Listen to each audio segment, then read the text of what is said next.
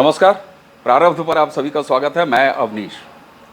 दर्शकों, प्रारब्ध अब जमीन पे है। आपने हमेशा मुझे अपने स्टूडियो में देखा है और कहते हैं कि देश का तापमान क्या चल रहा है। हालांकि तापमान की बात की जाए तो 43 डिग्री वाले माहौल में हूं, लेकिन एसी ड्राइंग रूमों में बैठ के देश के तापमान का पता नहीं चल सकता। मैं बैठा हूं गोरखपुर लोकसभा सीट के एक सुदूर गांव में। आप देख पा रहे हैं मेरे साथ कुछ लोग बैठे हुए हैं। होता यह है कि जमीन क्या बोल रहा है और जमीन पर चल क्या रहा है।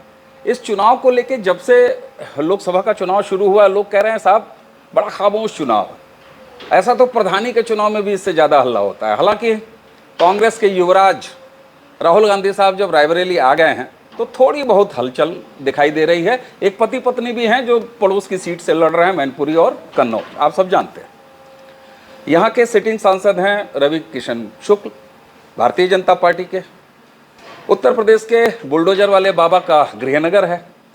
तो जरा यहाँ गर्मी कैसी है, क्योंकि महाराज जी कहते हैं कि शिमला बना दूंगा, लेकिन 42 डिग्री में चुनावी माहौल क्या है गोरखपुर लोकसभा सीट का, जहां से रवि किशन दूसरी बार चुनावी मैदान में है। उनके सामने काजल निषाद हैं। काजल निषाद को कितने लोग जानते हैं अभी आपको पता चलेगा। बाबू जी, क्या नाम पड़ेगा आपका? हैं? दीनानाथ सिंह। दीनानाथ जी, ये बताइए, वोट तो पिछली बार आपने डाला ही था, इस बार भी डालेंगे? हाँ। कहाँ? स्कूल पर। अरे स्कूल पर नहीं, किसको? रवि किशन को। रवि किशन को? हाँ। मिले हैं उनसे? हाँ। रवि किशन से मिले? हाँ, मिले हैं। काम वाम कराए कोई? बहुत काम कराए हैं। जैसे रोड हुआ।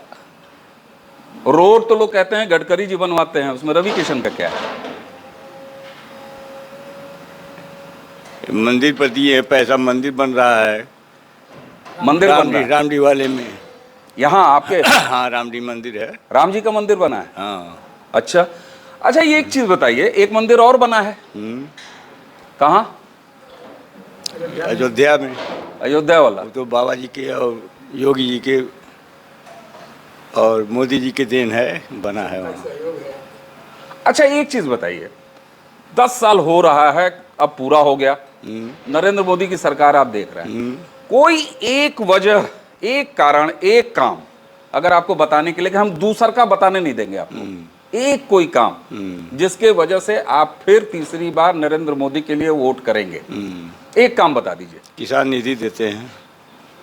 जरा कैमरा वाले भैया दिखाइए, क्या देते हैं? किसान निधि।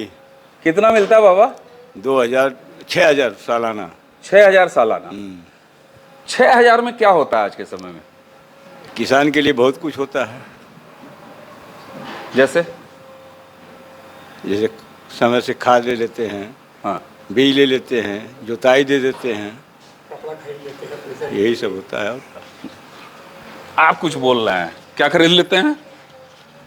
कपड़ा खरीद लेते हैं अपने पहनने के लिए। मतलब किसान निधि से खाद नहीं खरीदते, कपड़ा खाद खरीद भी लेते खरीदते हैं। हैं? हर समय नहीं खाद खरीदा जाएगा। अच्छा, समय से खाद भी खरीद लेते हैं। और उस समय मान लीजिए खेती का समय नहीं है, कुछ घर के उपयोग में लगा लिया जाता है उस पैसे को। मतलब 6,000 रुपये इतना ज्यादा होता है? लोग कहते हैं कि 6,000 का क्या है, ये तो भीख है। और आप कह रहे हैं 6,000 में? रुपये समय से बहुत कुछ है। समय पर मान लीजिए आ गए बुआई के समय में 2,000 रुपये खाद ही खरीद लिया। अब मान लीजिए खाली समय है तो घर का में जो है खिर्ची मिर्ची में लगा लेते हैं लोग। अच्छा, एक काम बाबा जी ने बता दिया, आपने उसी पर जो है तारीफ करनी शुरू कर दी। हाँ, हैं? आप जरा हमको एक इनका काम, किसान सम्मान निधि छोड़ के, हाँ, आप मुझको बताइए, नरेंद्र मोदी को एक काम खाली, जैसे होता है ना दुकान पर जाते हैं 50 साड़ी निकलवाते हैं, खरीदते एक ही है। नरेंद्र मोदी ने 50 साड़ी जो है फैला रखा है। यार रैली में बोलना, ये कर दिया वो कर दिया, एक काम आप बताइए कि वोट देंगे। मोदी तो इतना काम करा दिए कि शायद आज तक मैंने, अब क्या उनका कितना गुणगान गाया जाए। अब बताए, कमवा बताना पड़ेगा। अब काम इतना हमको थोड़ी जानकारी है। अब लीजिए, काम करा भी दिया और जानकारी भी नहीं है। निगाह से देखा जा रहा है, निगाह से देखा जा रहा है। चाचा कुछ कह रहे हैं, काका दिल है? गैस गांव पर बट रहा है। पहले हम लोग 24 घंटा लाइन में रहते थे, अब घर पर आकर गैस मिल रहा है। बिजली की सुविधा है, 24 घंटा में नहीं कुछ तो 22 घंटा बिजली रहती ही है। किसान को फ्री सिंचाई का व्यवस्था हो गया है। मोटर से बिजली जैसे ट्यूबवेल से हुआ या मोटर से हुआ, फ्री पानी मिल रहा है। फ्री पानी मिल रहा है। हाँ, डीजल अच्छा। की किल्लत नहीं है। किसकी? डीजल की भी किल्लत नहीं है। अच्छा। खाद की भी किल्लत नहीं है। खाद की भी किल्लत नहीं है। खाद के लिए भी हम लोग डंडा खाते थे, लाइन लगाते थे। ये एक बड़ा महत्वपूर्ण पॉइंट उठाया उन्होंने।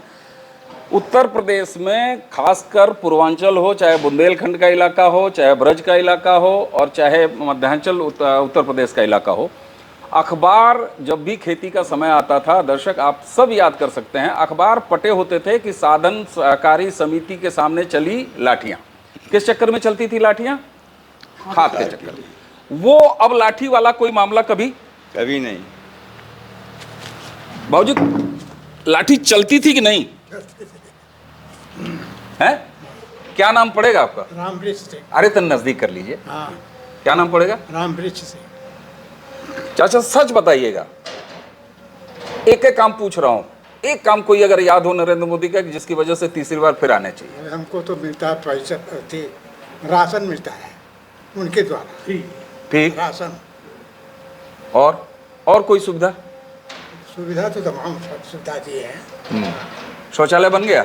हाँ, शौचालय दिया। शौचालय तो पहले भी बना था, इस्तेमाल नहीं होता था, उसमें लोग जो है वो रखते थे गोबर वाला कंडा उंडा।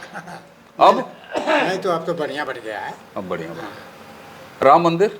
राम मंदिर तो बढ़ना ही है। दर्शन हो गया? नहीं अभी नहीं हुआ? नहीं, अब कब जाएंगे? कोई निश्चित है। अच्छा ये बताइए, आपकी अच्छी खासी आय लग रही है, उम्मीद थी आपको कि राम मंदिर बन जाएगा, आप देख लेंगे राम मंदिर? उम्मीद तो रखे थे, उम्मीद तो थे, उनके द्वारा उम्मीद थी।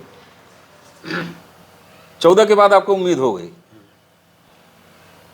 तो 24 के बाद अगर मान लीजिए मथुरा वाली उम्मीद हो जाए तो बढ़िया है, और बढ़िया है। मान लीजिए 24 से आगे नहीं हुआ और ये हुआ कि फिर एक बार और, तब होगा? नहीं तो परेशानी में पड़ेंगे।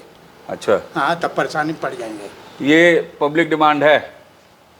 वो जो नारा लगता था ना, भारतीय जनता पार्टी वाले लगाते थे कि अयोध्या तो एक झांकी है, काशी मथुरा बाकी है, तो चाचा कह रहे हैं कि अगर बाकी रहेगा तो 24 के बाद वाला टर्म जो है, अब 24 के बाद पता नहीं मोदी जी रिपीट करेंगे कि नहीं करेंगे, कौन जाएगा, अब ये मैं नहीं बताऊंगा क्योंकि मैं आदित्यनाथ जी के एरिया में बैठा हूँ। तो अब यहीं से बता दूं तो फिर पता चला कि मुख्यमंत्री कहेंगे कि प्रधानमंत्री और हमारे में झगड़ा करवा रहे हैं। ये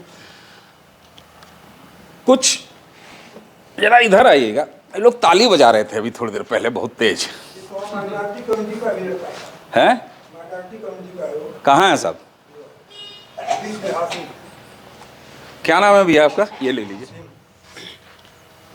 नजदीक रखिए इसको। क्या नाम है भैया? हासिम। जरा तेज बोलिए। हासिम।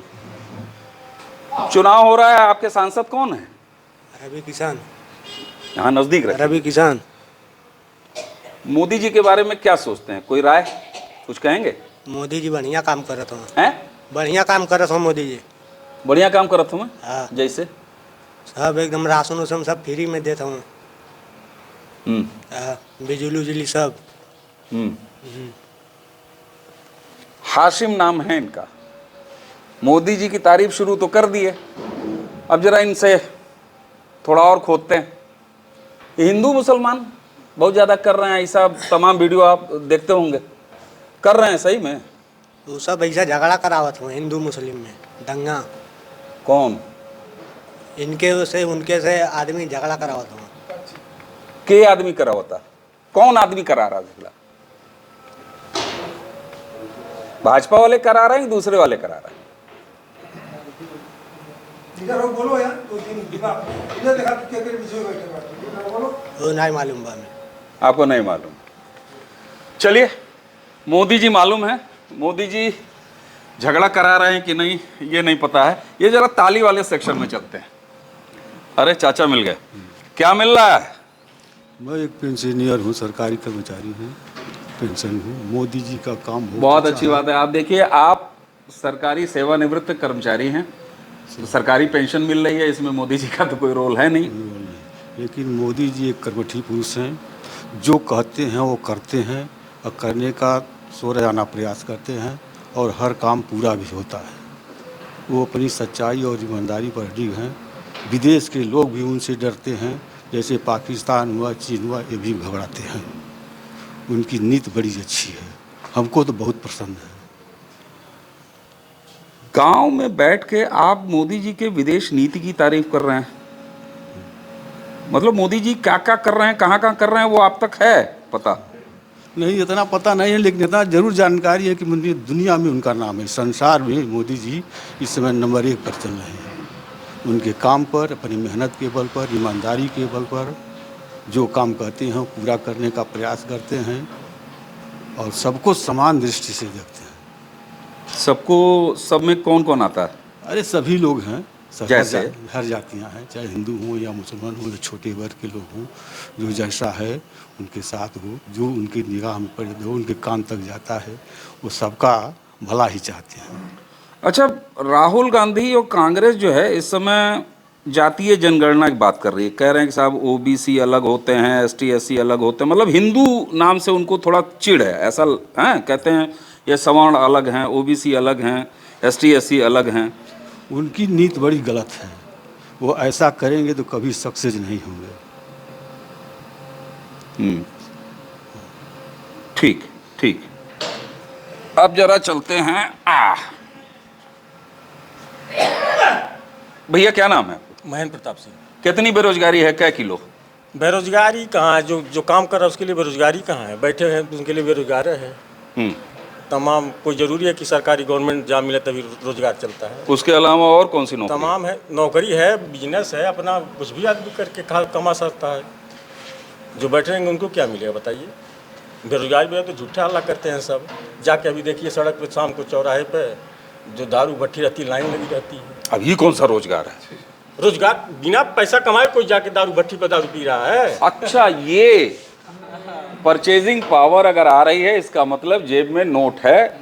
अब वो चाहे दारू की दुकान पर, चाहे दवा की दुकान पर, है यही ना? बिल्कुल सही है। सारे लोगों के हाथ में बड़ा मोबाइल है, उसमें रिचार्ज कराते हैं 250-300 महीने का। कहाँ से कराते हैं? तो ठिकाना खोलते हैं सरकार। बेरोजगारी बेरोजगारी, लेकिन बेरोजगारी भत्ता नहीं मिलता, अखिलेश जी देते थे। भत्ता क्या चाहिए भाई? फ्री का क्या भत्ता चाहिए? काम करो, पैसा कमाओ। राशन फ्री मिल ही रहा है। हैं जरा उनको भी अरे फ्री में क्या चाहिए? राशन तो फ्री मिल रहा है, बिजली भी 24 घंटा मिल रही है। फ्री में? फ्री तो नहीं मिल फ्री रही तो नहीं मिले, बिल तो लग रहा है, तो हिसाब में बिल लग रहा है। पहले 2012 में 2008 में बिजली बहुत कम मिलती थी, 24 घंटा में लगभग 8 घंटा 7 घंटा बिजली मिलती थी। अब टोटल 22 घंटा बिजली मिल रही है। राशन तो फ्री में। प्रधानमंत्री योजना आवास भी माननीय मुख्यमंत्री जी योगी आदित्यनाथ जी भी इसमें सहयोगी हैं। प्रधानमंत्री जी भी आवास दे रहे हैं। जो गरीब लोग हैं सबके पास आवास, टोटल आवास बन गया है। अब क्या देंगे? मतलब पूरा खर्चा थोड़ी संभालेंगे। राशन फ्री मिल रहा है, हर चीज़ मिल रहा है फ्री में। बिजली भी 22 घंटा उपलब्ध है। रोड भी एकदम चकाचक है। मतलब सड़क, बिजली, पानी, रोड, हाँ, ये सब पानी है। वाला भी जो टोटल सुविधा दे रहे हैं। नाली वगैरह सबका बन चुका है।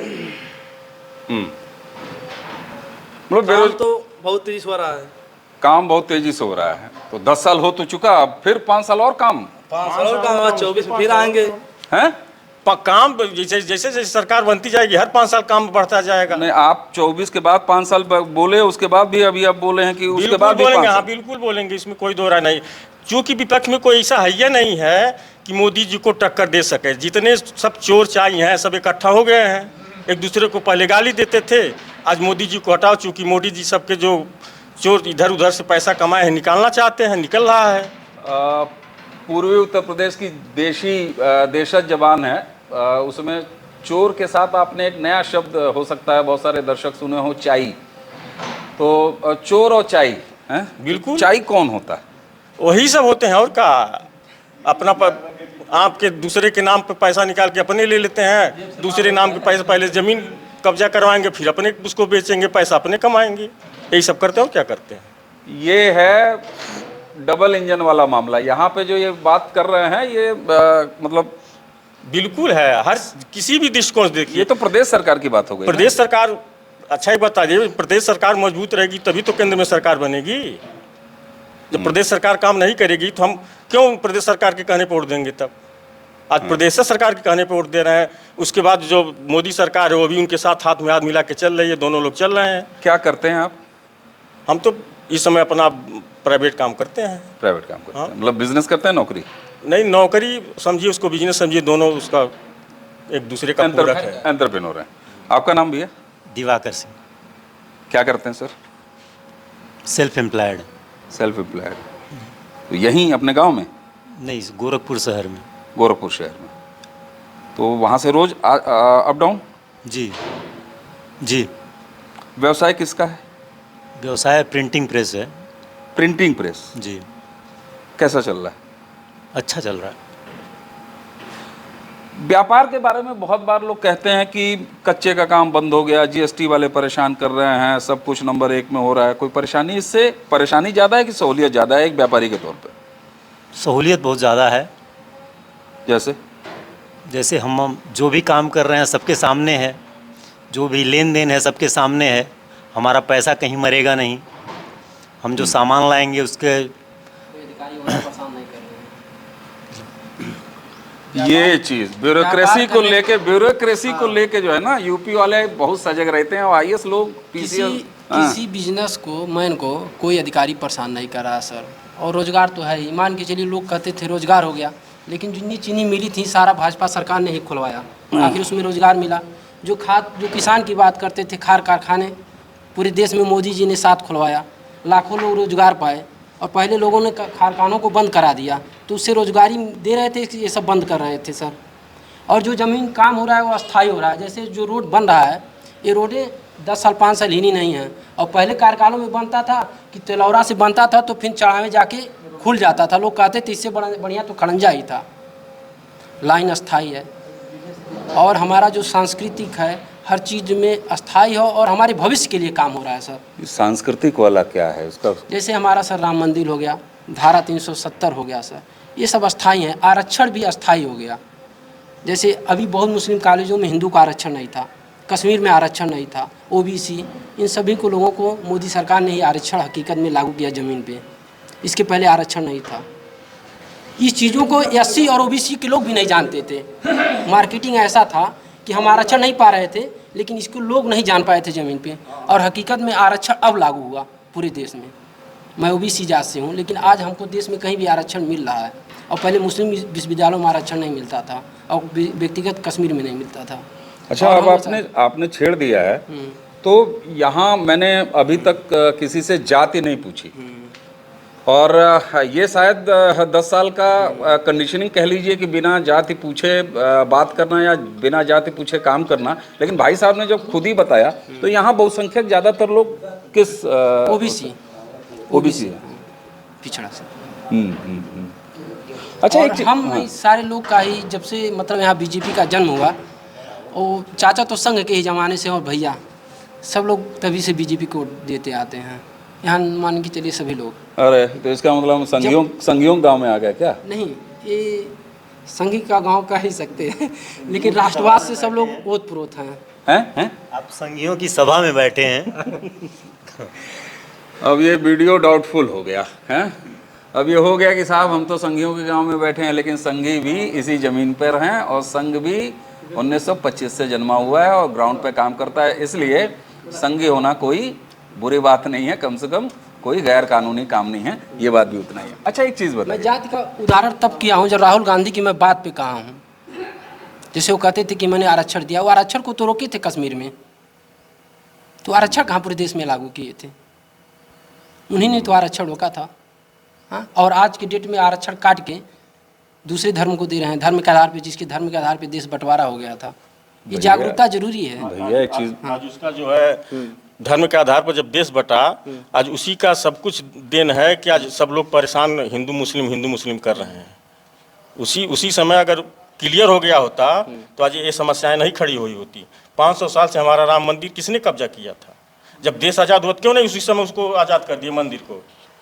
आज बनते हैं सेकुलर, हम सेकुलर हैं।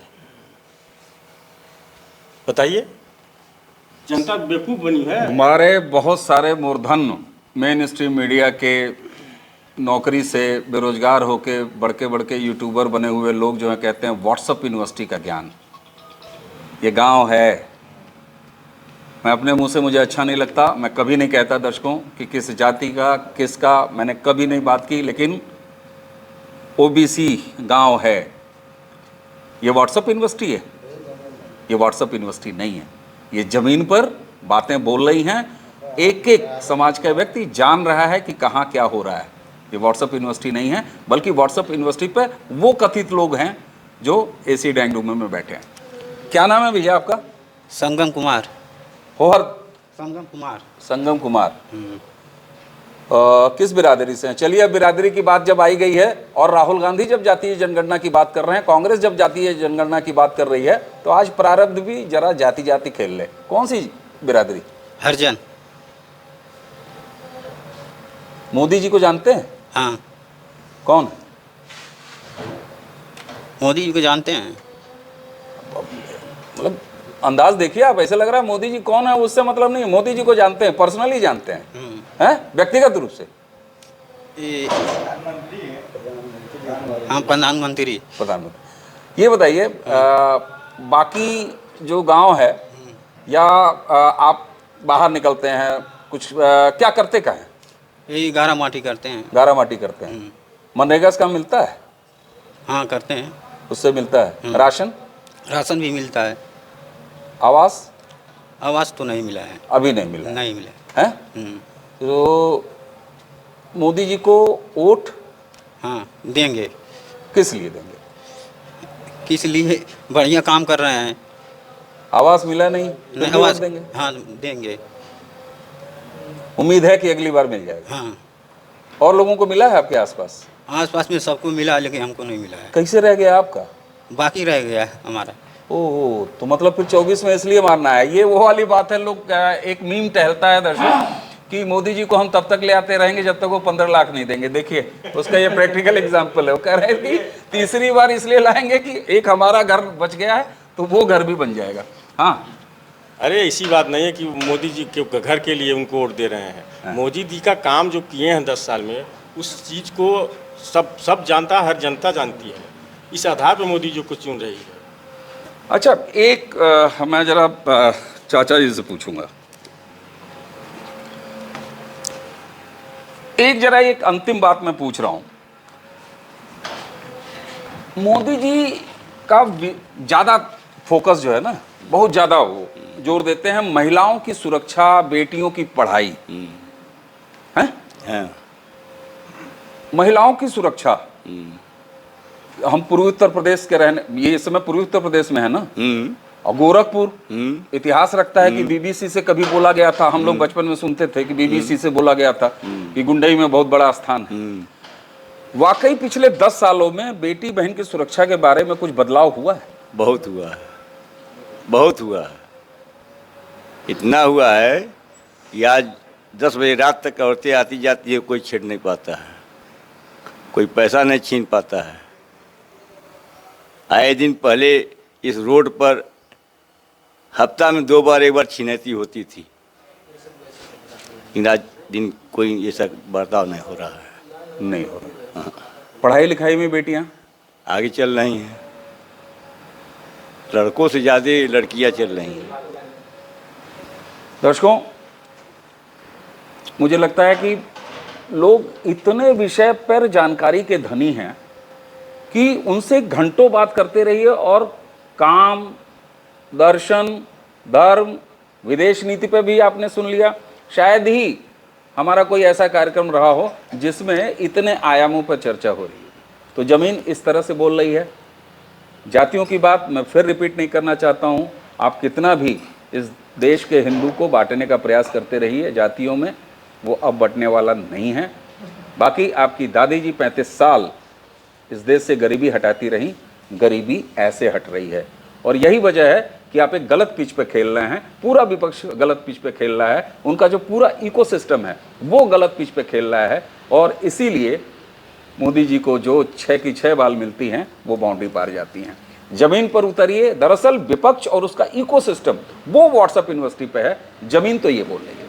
दर्शकों, हमें उम्मीद है कि प्रारब्ध के इस बैठकी, ये बरामदा है, यहाँ बैठे हैं, 42 डिग्री टेम्परेचर है। सब लोगों ने, आप लोगों ने समय निकाला। इसमें बहुत सारे बुजुर्ग हैं, बहुत सारे भाई लोग हैं, महिलाएं नहीं मिली हैं, महिलाओं को किसी और गांव में खोजूंगा। तो आप सभी का बहुत बहुत धन्यवाद।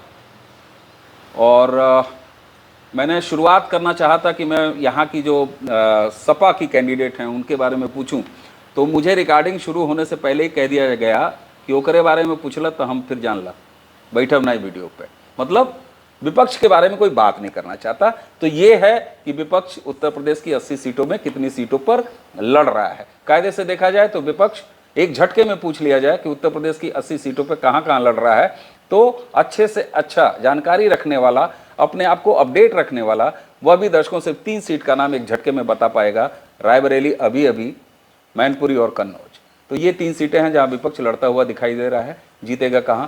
बाकी 77 सीटों पर क्या हाल है वो यहाँ की बातचीत से आपको पता लग गया। तो उम्मीद है कि प्रारब्ध की ये जमीनी चहलकदमी आपको अच्छी लगी होगी। फिर मिलेंगे किसी और लोकसभा सीट पर किसी और गांव में। तब तक के लिए नमस्कार।